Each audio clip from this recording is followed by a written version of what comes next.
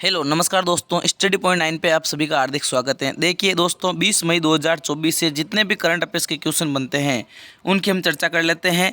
इसके अंदर top 10 question current affairs के, उसके साथ स्टैटिक जीके और विद डिटेल्स के साथ ही साथ लास्ट क्लास का रिवीजन और क्वेश्चन ऑफ द डे के रूप में मिलेगा आपको। और पीडीएफ आपको टेलीग्राम चैनल हमारे स्टडी पॉइंट 9 के ऊपर मिल जाएगी, जिसका लिंक आपको वीडियो के डिस्क्रिप्शन बॉक्स और कमेंट बॉक्स के अंदर दिया हुआ मिल जाएगा। ठीक है, ये कल का रिवीजन है और कल के रिवीजन से पहले हम जो आज के क्वेश्चन बनते हैं उनकी चर्चा कर लेते हैं। और इनकी चर्चा करने के बाद हम करेंगे क्वेश्चन ऑफ द डे और स्टैटिक जीके का पोर्शन। स्टैटिक जीके के अंदर आज हमने क्या लिया है, तो आज हमने लिया है यहाँ पे स्टैटिक जीके के रूप में गवर्नर जनरल एवं वाइसराय। ठीक है, चलो बिना देरी किए सेशन की शुरुआत करते हैं। सेशन की शुरुआत के अंदर क्वेश्चन नंबर 1 है, केदारनाथ यात्रा 2024 के संचालन के लिए पुलिस द्वारा कौन सा ऑपरेशन शुरू किया गया है। मतलब जहाँ पे केदारनाथ यात्रा चल रही है और 2024 की जो केदारनाथ यात्रा है उसके संचालन के लिए जो पुलिस के द्वारा वहाँ पे एक ऑपरेशन चलाया गया, उस ऑपरेशन का क्या नाम है। क्योंकि ऑपरेशन क्यों चलाया गया, पहली बात तो ये है क्योंकि वहाँ की जो गंदगी है, साफ़ सफाई है, या फिर जैसे व्लॉगिंग करना है, वीडियो है, वो इस प्रकार से जारी हो रहे हैं। इसलिए वहाँ की जो सभ्यता है उसको बचाया जा सके, इसलिए वहाँ पे एक ऑपरेशन चलाया गया जिसका नाम है ऑपरेशन मर्यादा। क्या नाम है? ऑपरेशन मर्यादा, मंदिर की मर्यादा बनाए रखे। ठीक है, तो ऑपरेशन मर्यादा किससे संबंधित है, तो आपसे पूछ ले तो आपको बताना होगा केदारनाथ यात्रा से है। किससे है? केदारनाथ यात्रा से है ऑपरेशन मर्यादा। ठीक है, इसके अलावा हम बात कर सकते हैं जैसे ऑपरेशन सद्भावना की। अब हमने कुछ दिनों पहले पढ़ा था ऑपरेशन सद्भावना, और ऑपरेशन सद्भावना जो है वो चलाया गया कहाँ पे? सिक्किम के अंदर। कहाँ पे चलाया गया दोस्तों? सिक्किम के अंदर चलाया गया ऑपरेशन सद्भावना। ठीक है, इसके अलावा हम जैसे बात कर लेते हैं ऑपरेशन गंगा की, तो ऑपरेशन गंगा कहाँ पे चलाए गए? तो देखिए दोस्तों, जब रशिया और यूक्रेन के बीच युद्ध हो रहा था तब यूक्रेन में फंसे हुए भारतीयों को लाने के लिए ऑपरेशन गंगा चलाया गया। इसके अलावा ऑपरेशन अजय की बात कर लेते हैं, और ऑपरेशन अजय चलाया गया कहाँ पे? तो ऑपरेशन जो अजय हैं वो चलाया गया हमारे इजराइल में। इजराइल और हमास के बीच जब युद्ध हो रहा था तो उस समय चलाया गया इजराइल के अंदर ऑपरेशन अजय। ठीक है, इसके अलावा जैसे बात कर लेते हैं अन्य ऑपरेशन की, तो ऑपरेशन बंकी बैकेट। ऑपरेशन बंकी बैकेट चलाया गया, जो उत्तराखंड के अंदर जंगलों के अंदर आग लगी थी, वहाँ से उसको बुझाने के लिए ऑपरेशन बंकी बैकेट चलाया गया। इसके अलावा हम कह सकते हैं ऑपरेशन करुणा। ऑपरेशन करुणा, तो ऑपरेशन करुणा चलाया गया म्यांमार के अंदर, और म्यांमार के अंदर चलाया गया क्योंकि म्यांमार को मोचा चक्रवात ने प्रभावित कर दिया था। इसके अलावा बात कर लेते हैं जैसे ऑपरेशन हमारा दोस्त, ऑपरेशन दोस्त चलाया गया तुर्की के अंदर जब भूकंप आया था उसकी सहायता के लिए। इसके अलावा जैसे ऑपरेशन देवी शक्ति भी आपको याद करना चाहिए। ऑपरेशन देवी शक्ति हैं वो चलाया गया अफगानिस्तान से भारतीयों को निकालने के लिए। और जब हैती के अंदर विद्रोह हुआ था तब कौन सा ऑपरेशन चलाया गया? तब ऑपरेशन चलाया गया ऑपरेशन इंद्रावती। कौन सा? इंद्रावती। ठीक है ना। चलो देखिए, केदारनाथ के संचालन के लिए उत्तराखंड पुलिस ने ऑपरेशन मर्यादा की शुरुआत की है। तीर्थ यात्रियों से तीर्थ स्थलों की पवित्रता का सम्मान करने का आग्रह किया है। पुलिस उल्लंघन करने वालों पर खिलाफ चालान काट रही है और उनके मामले दर्ज कर रही है। ये देवी भूमि उत्तराखंड की गरिमा को बनाए रखने, तीर्थ यात्रियों की एक सुरक्षा और सम्मानजनक वातावरण सुनिश्चित करने का एक पहल हिस्सा है। क्वेश्चन नंबर 2 देखिए, हाल ही में किस देश ने दुनिया का पहला 6G डिवाइस पेश किया है? हाल ही में दुनिया का 6G डिवाइस किसने पेश किया है? तो वो किया है जापान के द्वारा। किसके द्वारा? जापान के द्वारा पेश किया गया है दुनिया का पहला 6G डिवाइस। ठीक है, इसके अलावा हम जैसे बात कर लेते हैं जैसे अमेरिका की। तो अमेरिका की बात करें तो सैन्य खर्च के मामले में विश्व के अंदर प्रथम स्थान पे हैं। जो सिप्री की रिपोर्ट आई थी उसके अनुसार अमेरिका 1 नंबर पे है। इसके अलावा जैसे चाइना की बात करें तो चाइना और भारत के साथ व्यापार करने में सबसे ज़्यादा किससे करता है? तो चाइना के साथ करता है। ठीक है ना। और रशिया की बात करें तो रशिया से S-400 जिसका नाम वर्तमान में कर दिया गया है सुदर्शन। क्या कर दिया गया है? सुदर्शन कर दिया गया है। इसके साथ समझौता किया गया है। इसके अलावा जैसे जापान की बात करें तो G7 कंट्री है, उनकी 2023 की बैठक कहाँ पर आयोजित हुई थी? तो ये जापान के अंदर आयोजित हुई थी। और इसके अलावा हम कह सकते हैं जैसे जापान की बात करें तो जो पांचवा देश मतलब कहाँ पे, तो चंद्रमा पर पहुंचने वाला पांचवा देश कौन सा हो जाएगा, जापान हो जाएगा। इसके अलावा जापान की सहयोग से ही हमारे भारत के अहमदाबाद शहर से मुंबई के बीच बुलेट ट्रेन चलाने का प्रस्ताव भी पारित किया गया है, जो अहमदाबाद से मुंबई के बीच चलेगी। ठीक है, चलो इसके अलावा बात करें, जापान ने दुनिया का पहला 6G प्रोटोटाइप डिवाइस पेश किया है। ये 5G से 20 गुना तेज होगा और 100 गीगाबीट प्रति सेकेंड की गति से डेटा संचालित करेगा। वर्तमान में 5G की सैद्धांतिक अधिकतम जो गति है वो 10 GB पर सेकेंड है। जापान की राजधानी टोक्यो है। प्रधानमंत्री फूमियो किशिडो है। मुद्रा है जापानी येन। ठीक है, चलो क्वेश्चन नंबर 3 की चर्चा कर लेते हैं। क्वेश्चन नंबर 3 है, नीरज चोपड़ा ने 27वीं राष्ट्रीय फेडरेशन जूनियर एथलेटिक्स प्रतियोगिता में कौन सा पदक जीता है। तो कौन सा पदक जीता है दोस्तों, तो वो जीत लिया है गोल्ड मेडल। कौन सा मेडल, गोल्ड मेडल जीत लिया गया है नीरज चोपड़ा जी के द्वारा 27वीं राष्ट्रीय फेडरेशन जूनियर एथलेटिक चैंपियनशिप प्रतियोगिता के अंदर। ठीक है, और ये आयोजन कहाँ पे हुई थी, तो ये ओडिशा की राजधानी भुवनेश्वर के अंदर आयोजित हुई थी। और नीरज चोपड़ा जी के द्वारा 82.27 मीटर थ्रो के साथ स्वर्ण पदक जीता है। 27वीं राष्ट्रीय फेडरेशन सीनियर एथलेटिक्स प्रतियोगिता में पुरुषों की भाला फेंक में स्वर्ण पदक जीता है। इन्होंने टोक्यो ओलंपिक में ऐतिहासिक स्वर्ण पदक जीता, जो 2022 में डायमंड लीग चैंपियन बने थे, 2023 में विश्व चैंपियन बने थे, और चीन में जो एशियाई खेल हुए थे उसके अंदर स्वर्ण पदक जीता था। ठीक है, क्वेश्चन नंबर 4 देखिए, किस लेखक को साहित्य अकादमी फेलोशिप पुरस्कार से सम्मानित किया गया है। मतलब साहित्य अकादमी फेलोशिप पुरस्कार किसको दिया गया, तो ये दिया गया है रस्किन बॉन्ड को। किसे दिया गया है, रस्किन बॉन्ड को दिया गया है यहाँ पे कौन सा पुरस्कार, साहित्य अकादमी फेलोशिप पुरस्कार। ठीक है, इसके अलावा जैसे बात कर लेते हैं जॉर्जी गोस्पिनोडेव। ठीक है, तो जो जॉर्जी गोस्पिनोडेव हैं इनको इंटरनेशनल बुकर पुरस्कार दिया गया है। इंटरनेशनल बुकर पुरस्कार दिया गया है। इसके अलावा जैसे प्रभा वर्मा की बात कर लेते हैं, तो इनको व्यास सम्मान दिया गया। कौन सा पुरस्कार दिया गया, व्यास सम्मान दिया गया। और एम कृष्णा की बात करें तो संगीता कलानिधि पुरस्कार दिया गया, जो कर्नाटक राज्य के द्वारा दिया जाता है।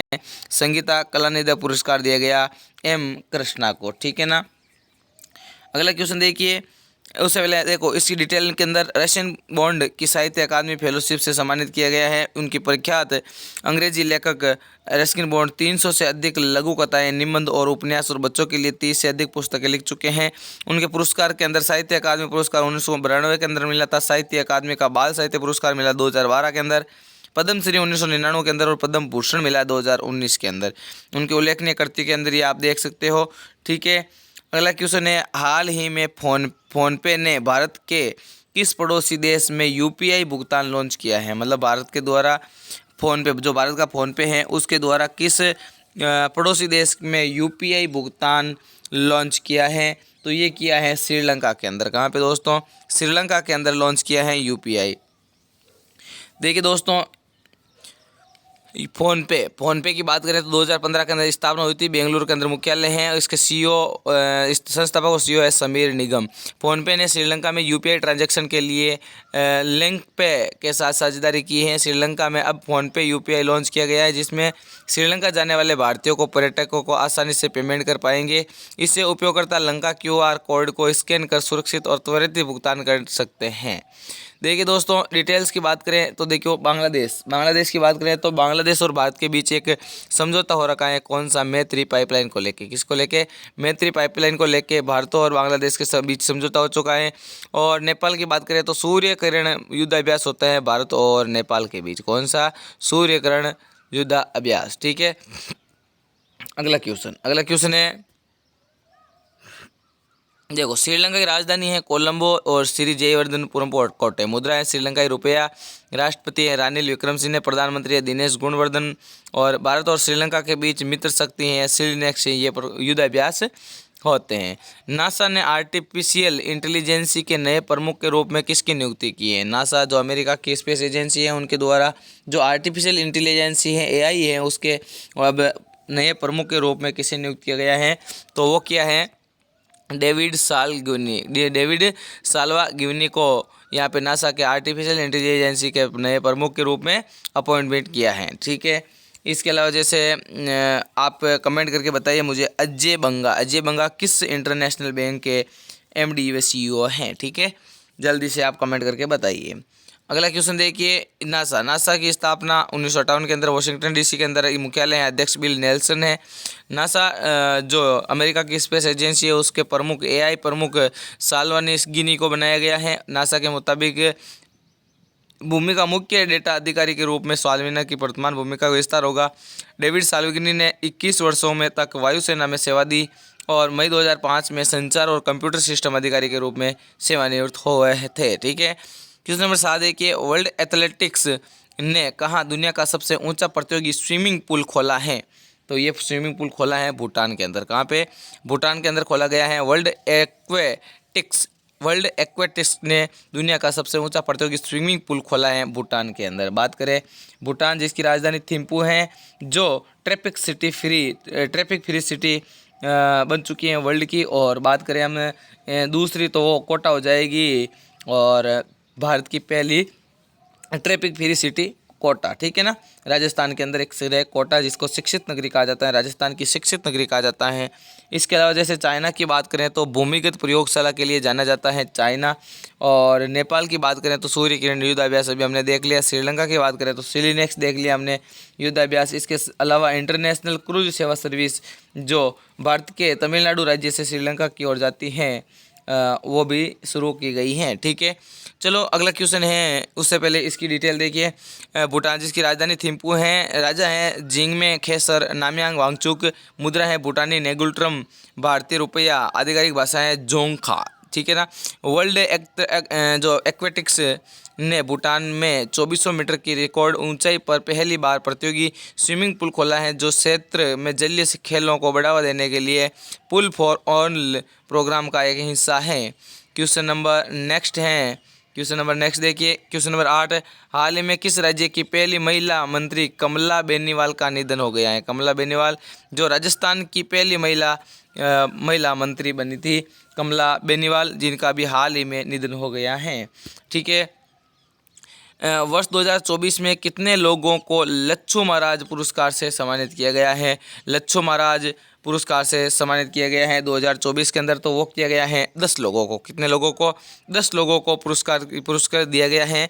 और ये दिया गया है 2014 के बाद। अभी तो देखिए 2015 के लिए उमा शर्मा, 2016 के लिए रमा वेदनाथन, 2017 के लिए उमा डोगरा, हेमा मालिनी को 2018 के लिए संध्या पुरीचा को भी दिया गया है। और सायरा बानो को 2019 के लिए, 2021 के लिए मालविका मित्रा को, प्राची शाह को दिया गया 2022 के लिए, असीम बंधु भट्टाचार्य को 2023 के लिए, और 2024 के लिए दिया गया है पंडित राजेंद्र गगनी। ठीक है, 10 प्रतिष्ठित हस्तियों को लच्छू महाराज पुरस्कार से सम्मानित किए गए हैं। ये पुरस्कार 31 अगस्त 2024 को लखनऊ उत्तर प्रदेश के अंदर दिया जाएगा। और प्रसिद्ध कथक प्रतिवादक लच्छू महाराज की स्मृति में स्थापित लच्छू महाराज पुरस्कार 2014 के बाद नहीं दिया गया है, इसलिए इस बार एक साथ 10 वर्षों के लिए दिया गया है। जिस सिर्फ कोविड-19 का जो काल था 2020 का, उसके अंदर घोषणा नहीं की गई थी। ठीक है ना, चलो क्वेश्चन नंबर नेक्स्ट है, हाल ही में जारी टाइम की विश्व की शीर्ष एडटेक कंपनी 2024 में कौन सी कंपनी शीर्ष पर है? तो कौन सी है? ऑप्शन नंबर 1 आपके सामने है अनअकैडमी, ऑप्शन नंबर बी है इम्ब्रिट्यूस, ये हो जाएगी। ठीक है ना, इम्ब्रिट्यूस हो जाएगी यहाँ पे टाइम की विश्व की शीर्ष एडटेक कंपनी। ठीक है ना, देखिए टाइम मैगजीन ने विश्व की शीर्ष एडटेक कंपनियों के अंदर 2024 की जो रैंकिंग जारी की है, उसके अंदर दुनिया भर की 250 एडटेक कंपनियां हैं और 15 भारतीय एडटेक फर्म हैं। देखिए फर्स्ट है एम्ब्रिटस जो भारत की हैं, 26 नंबर पे माइमिको जो भारत की हैं, 54 नंबर पे अनअकैडमी जो भारत की है। 2 भारतीय कंपनियां स्केलर एकेडमी और यूफिशियन लर्निंग को time the world top edtech reaching star of 2024 सूची के अंदर भी जगह मिली है। अब जो स्टैटिक जीके का पोर्शन है वो देखिए, गवर्नर जनरल और वायसराय। बंगाल में स्थायी कर व्यवस्था लागू करने वाला जो गवर्नर था वो था लॉर्ड कॉर्नवालिस 1793 के अंदर। बंगाल का अंतिम गवर्नर जनरल तथा भारत का प्रथम वायसराय लॉर्ड कैनिंग। बंगाल का विभाजन 1905 के अंदर किया गया लॉर्ड कर्जन के कार्यकाल के अंदर। बंगाल विभाजन रद्द हुआ 1911 के अंदर लॉर्ड हार्डिंग सेकंड के काल के अंदर। रेलवे बोर्ड का 1905 के अंदर गठन किया गया लॉर्ड कर्जन के काल के अंदर। प्रथम रेल लाइन की स्थापना की गई 1853 के अंदर लॉर्ड डलहौजी के समय के अंदर। भारत में पहली बार चुनाव कराए गए 1937 के अंदर लॉर्ड लिनलिथगो के समय है। ठीक है। अब देखिए जो क्वेश्चन ऑफ द डे है मैंने कल दिया था, उसका सही आंसर क्या होगा कि हाल ही में मिखाइल मिशुशिएट किस देश के नए प्रधानमंत्री बन चुके हैं, तो वो रशिया के बन चुके हैं। ठीक है ना। आज के लिए आपके लिए क्वेश्चन ऑफ द डे रहेगा 2024 पेरिस ओलंपिक के लिए क्वालिफाई करने वाले पहले भारतीय पुरुष पहलवान की। तो इसका सही आंसर कमेंट बॉक्स के अंदर दीजिए। आज का जो कल का हमने पिछली क्लास का रिविजन बाकी है वो कर लेते हैं। जैसे उत्तरी सिक्किम के अंदर नागा और रंग गांवों को आवश्यक सहायता और स्वास्थ्य सेवा प्रदान करने के लिए भारतीय सेना के द्वारा जो ऑपरेशन चलाया गया जिसका नाम है ऑपरेशन सद्भावना। TCS ने किस देश में global AI centre of excellence का अनावरण किया है, तो वो फ्रांस के अंदर।